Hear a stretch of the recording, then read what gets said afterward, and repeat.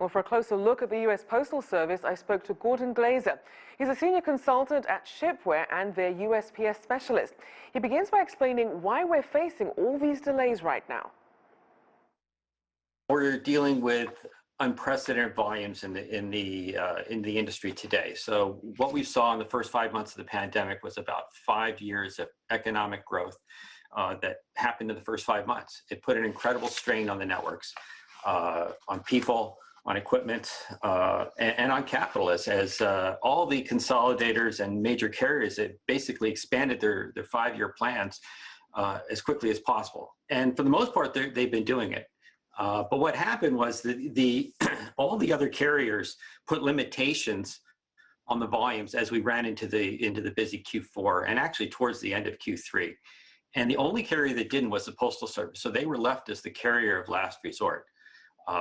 And they couldn't make any changes. So that's the primary reason. Plus they're dealing with COVID, the frontline workers, difficulty in getting, trucks and temporary workers, and really no way to limit, this volume coming in. So that's what we're dealing with right now, is just getting that stuff out of the network.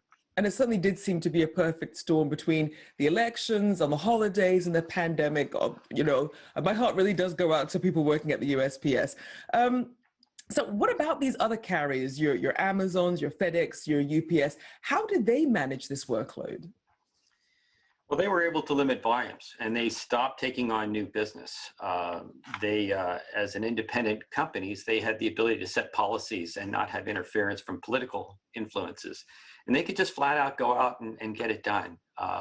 They also bypassed the full network. So the way the consolidators and some of the, and even UPS and FedEx and for their last mile products, they bypass that network and deliver right to the DDU, or the destination delivery unit, for that final mile delivery. So they were able to keep their times pretty good. So then I want to talk about, you mentioned politics. Obviously, we saw that there was a new Postmaster General with Mr. Louis DeJoy. Talk about the role that politics played in some of the agency's processes, as well as the challenges. Yeah, it's tough because politics really has no business in this at all. Americans and our mail system are tightly integrated. We've been together. We embrace our postal system. Unbelievable support, over 90% consistently for our postal service. And unfortunately, this was all part of a political game to make the postal service less relevant, to make the mail seem like it's not safe, and to delegitimize the election results and trying to change the outcome. And now I think it's a continuation of just trying to devalue the Postal Service from the top and be able to break it up and sell it. I think it's a conspiracy by some of the current management.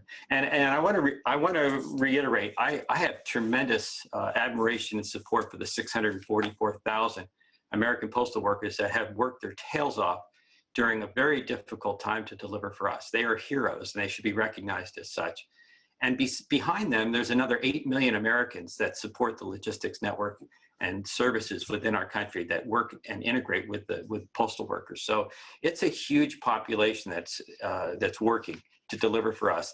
And it's really, it's just really a few bad actors that are really messing things up. And I don't know how much that had to play during this time, but it certainly didn't help, removing collection boxes, removing equipment, management changes on a Fridays, right before major things. And it certainly hasn't helped. So then, as you mentioned, these are essential workers who are sort of putting themselves out there so that we could be comfortable at home and receive our packages and deliveries. Talk about the efforts to try and protect some of these workers from COVID, and where do they actually fall when it comes to that vaccination priority pyramid?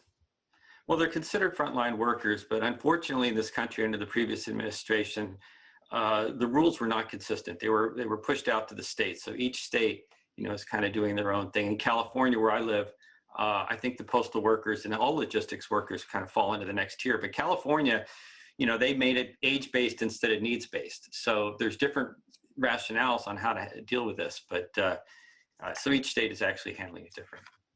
And so as we then look at a new administration coming in under President Biden, we are expecting perhaps some sort of changes or overhaul to the Postal Service. What do you think it's really going to take to improve the system? And what are postal workers and people at the USPS actually asking for? I'm not sure what they're asking for. They can answer that better. But I know what they want to do. They want to deliver for us. They want to get the drama out of the Postal Service. They want to get back to what they do best. Biden, is looking at a variety of things. There's been a call to have him, fire the Postmaster General DeJoy. He doesn't have the power to do that. He has the power to appoint directors to the Board of Governors. And right now, there's actually a call to do that. He can't fire, like Pascal, Representative Bill Pascal Jr. from the Democrat from New Jersey wanted Biden to fire him, but he can't. And he can't fire the board of directors, but he can appoint some. So there's one Democrat on there sitting right now. He has 3 seats that he can replace. And there's also one of the board of governors has a temporary term. And once he does that, he'll get the majority. So it's going to take some time, but he can force change. Meanwhile, we need to make sure that the post office stays, in the minds of the American people and just be diligent and not let anybody mess with our postal service.